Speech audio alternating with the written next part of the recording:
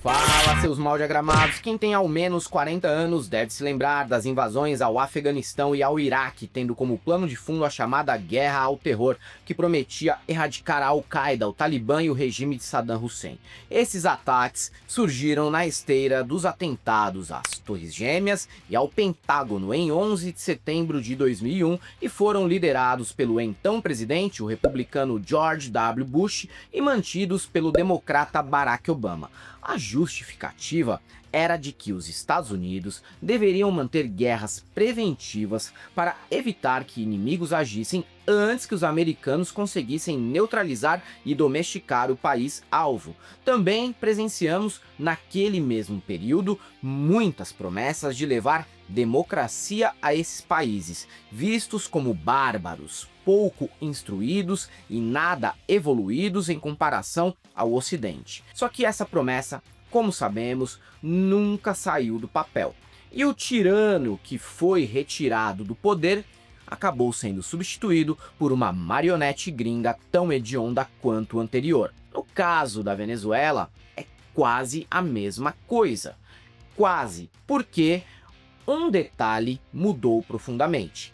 Quem sustenta que o interesse dos Estados Unidos é levar democracia ao país liderado até pouco tempo pelo autocrata Nicolás Maduro, dessa vez não são as autoridades dissimuladas dos Estados Unidos. Isso virou, na verdade, um desejo de governadores e políticos brasileiros que prontamente saíram em defesa da operação que capturou os Girafales. Porque da boca de Donald Trump esse papo nunca saiu e nem vai sair. Trump pode ter todos os defeitos do mundo, e realmente tem, inclusive o pior deles, que é ser pedófilo de festinha do Jeffrey Epstein. Só que por outro lado ele costuma ser bem sincerão. Nas primeiras entrevistas concedidas após a operação, Laranjão sequer mencionou o termo democracia e deixou claro ao menos 7 vezes que o interesse norte-americano pela região é levar novamente as petrolíferas do seu país para a Venezuela e melhorar a infraestrutura do setor apenas em benefício próprio. Os negócios petroleiros na Venezuela não estão funcionando como deveriam e não estão extraindo o que poderiam estar extraindo e fazendo o que poderiam fazer. Então, vamos ter as empresas petroleiras dos Estados Unidos, que são as maiores do mundo, chegarem lá gastando bilhões e bilhões de dólares para consertar a infraestrutura petroleira do país, para começar a ganhar dinheiro para o país. Esse tipo de sinceridade é interessante, porque nenhum liberal sonso poderá dizer no futuro que foi enganado sobre as reais pretensões do imperialismo na região. Além disso, Trump reforçou que a América Latina é quintal dos Estados Unidos.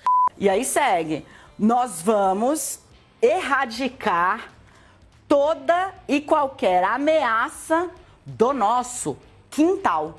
E chamou o povo venezuelano de o mais feio que já viu na vida. By the way, Venezuela, everyone, they're marching in the streets, they love it, except in New York. I mean, where they find these people? These people, they're not like, these people are a mess. I know it's not nice to say that. These people are a mess. Where do they find these people? They're the worst looking people I've ever seen. They really, they got hats that are all frayed and all, they look like, they're all paid. They don't even know what they're talking. Tá tudo aí, claro, sem rodeios, para que ninguém duvide das reais intenções dos Estados Unidos nas nossas fronteiras. Ele ainda foi além e jogou muita água no chope da extrema-direita com essa invasão. Trump afirmou nesta terça-feira que o governo interino da Venezuela concordou em entregar entre 30 e 50 milhões de barris de petróleo aos Estados Unidos. O presidente americano ainda destacou na sua plataforma Truth Social que ele controla as receitas. De acordo com o republicano, o petróleo será vendido a preço de mercado e esse dinheiro será controlado por ele, como presidente americano, para garantir que seja utilizado em benefício do povo da Venezuela e dos Estados Unidos. a princípio muito desgraçado, rezou para que Caracas fosse dizimada, que bombas caíssem na região e, quem sabe, Roraima até fosse de base junto por algum erro de cálculo dos drones. Queriam também Marco Rubio no poder, ameaçando Lula dia sim e o outro também. Aliás, um ponto interessante de Trump é como ele consegue ser até mais hostil com amigos do que com adversários. Enquanto rasga elogios a Lula, desmerece completamente Maria Corina Machado, que jurava que após uma intervenção herdaria a cadeira de Maduro automaticamente. Trump foi taxativo e disse que o poder não irá para as mãos dela, pois Corina não tem apoio popular e nem político. Admito que adoro presenciar esses momentos em que gente entreguista e sem brio é humilhada por aqueles que admira. Só que o presidente americano é bastante implicante. Se as dancinhas toscas do Maduro podem ter culminado na captura do então presidente, tudo leva a crer que o fato de Corina ter ganhado o Nobel ao invés de Trump pode ter gerado essa ruptura. A própria CIA avaliou que o melhor no momento é deixar o poder com quem já conhece o país. Essa pessoa é a vice de Maduro, Delcy Rodrigues, que ficará no lugar dele e talvez faça um governo fantoche ameaçado pelos Estados Unidos. Mas ver a Corina ser rejeitada nessa história é mesmo impagável. Seja como for, eu vou ter que reafirmar que tenho visto com bons olhos essa movimentação menos dissimulada do que em outros períodos. Basta fazer uma comparação rápida com invasões antigas e suas justificativas que nunca se concretizaram. Vamos iniciar pelo Irã. Em 1953, a Operação Ajax foi feita com o mote de restabelecer a democracia no país. Mas olha só, aconteceu depois que a Anglo-Iranian Oil Company foi nacionalizada pelo presidente Mohammad Mossadegh. Arquivos confirmam que a CIA e o MI6 mentiram ao falar sobre democracia e o que queriam de verdade era proteger o fluxo de petróleo e evitar que o país tivesse influência soviética. Os americanos também subornaram militares, políticos e contrataram manifestantes para lotar as ruas de Teherã e colocar o Shah Pahlavi de volta ao poder. Uma dica de filme aí para vocês, o documentário 53, com participação de Ralph Fiennes e disponível no streaming Mubi, é o mais completo sobre o tema. Em 1954 foi a vez da Guatemala ser atingida pela Operação PB Success. O presidente Jacobo Arbenz promoveu um decreto de reforma agrária que afetava as terras não cultivadas da empresa americana United Fruit Company. Memorandos mostram que a CIA treinou e armou uma força de libertação e utilizou uma sofisticada campanha de propaganda e guerra psicológica, incluindo uma rádio pirata que transmitia notícias falsas de vitórias militares inexistentes para forçar a renúncia de Arbenz.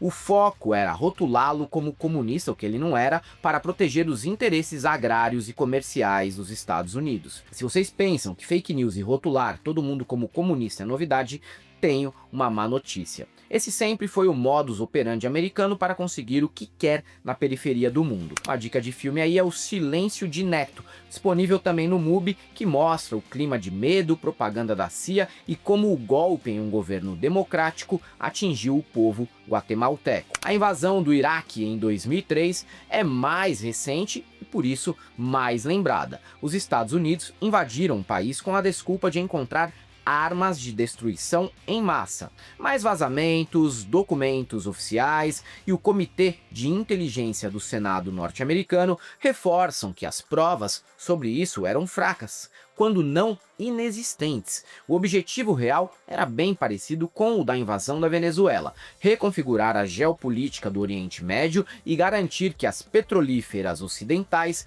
controlassem as empresas iraquianas do setor. Os Estados Unidos também estabeleceram bases militares permanentes na região sob tutela de governo aliado. Uma dica de filme é Zona Verde, de 2010. Estrelado por Matt Damon, mostra um oficial que começa a questionar por que dos relatórios sobre armas de destruição em massa não baterem com a realidade de Bagdá. Está disponível na Amazon Prime. E agora vamos para uma intervenção norte-americana mais próxima de nós, a do Chile. Embora não tenha sido realizada com invasão direta, foi uma ação militar e política coordenada para derrubar Salvador Allende. Documentos da época revelam que Richard Nixon tinha o objetivo de fazer a economia do país berrar por meio de greves de caminhoneiros e campanhas de desinformação financiadas pela CIA com o intuito de gerar apoio a Augusto Pinochet e sua meta de reverter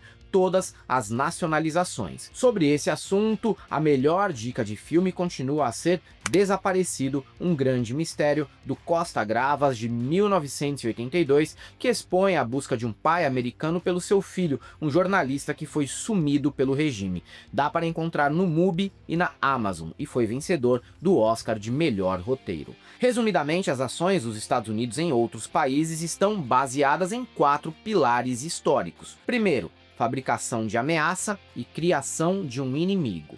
Segundo, guerra psicológica. Os Estados Unidos usam a mídia para transformar propaganda em opinião pública. Terceiro, tutela política. Depois que invadem, financiam governos que vão ser dependentes do apoio dos Estados Unidos para conseguirem ser viáveis. E quarto, abertura econômica. A partir do momento em que invadem, revertem nacionalizações e abrem o setor de recursos naturais, principalmente, para exploração estrangeira. Pode anotar, acontecerá cada etapa dessa na Venezuela. E Trump, felizmente, não vai negar nenhuma. É isso aí, galera. Para quem gosta do nosso canal, nós temos nosso apoio, seja membro, Pix e Conta Jurídica, caso vocês queiram e possam fazer uma colaboração para que a gente continue por aqui produzindo conteúdo para vocês. Além do YouTube, estamos presentes em todas as redes sociais e não deixem de conhecer as nossas camisetas no site da El Cabriton. E para todos aqueles que acreditam mesmo nesse papo de levar democracia e acabar com ditaduras,